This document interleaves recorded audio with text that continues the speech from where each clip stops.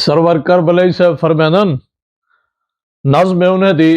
किताब सिजदा सीना उहदे विच नज़्म वागा वला सामल सखी बरदी उते हुण होर कोई छोरे नला जानी खुदा दे वास्ते जे थी सगी वागा वला कल तई जो आहन गोलियां आज देख उहे घोलियां जोड़ बण सवेर संगरीज के आजन बना के टोलियां एक बी कुमूढ़े मार सही मुंह मुंह दे करके बोलियां खिलजन ठकारे मार के चित चित के मुंह विच चोलियां आहा खिलजन ठकारे मार के चित चित के मुंह विच चोलियां मैकू जो रोंदा देख चन चाचा पिटे जन झोलियां ना फरकती सुनदी पिया चुप कर शरीकें दे अला जानी खुदा दे वास्ते जे थी सगी वागा वला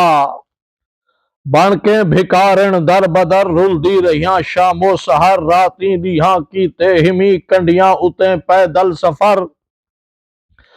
जिथ रात पई हां सुम थई तै बेवफा को याद कर तैदी कसम कीता निमी तैदा गिला अज तई मगर आ देख अज बरदी उते वसदे पैन काले ककर हुण थक पयां दिलदार वे हिक हिक अगू झोली जला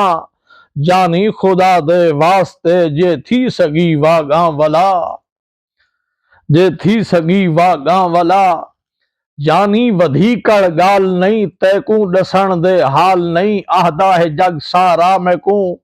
सावल तेरा लजपाल नहीं ऊदे किते रुलदी वदी जेड़ा घियो घिन नाल नहीं जेड़ा गियो घिन नाल नहीं दस क्या आखां दुश्मन है जग सारी खुदाई बाल नहीं अरमान ना थी वे अजा शोरफा दिए जी चाल नहीं घोले चाहे झेड़े झेड़े ठहदी हावी इवें भला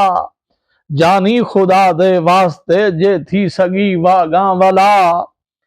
मता मर वञा अरमान विच लग लीक वेसा शान विच तेरे सिवा दस कौन है मैदा जमीन आसमान विच झल झल सितम सूलें दे डंग नहीं जान बुत बेजान विच अज तई रिहा ताबे अमर तेरे हर एक फरमान विच जे भुल पई तां बख्श दे वेंदी है पई इंसान विच पेके मोई दे नाल सही मुफ्ते कंझेड़े हन भला जानी खुदा दे वास्ते जे थी सगी वागा वला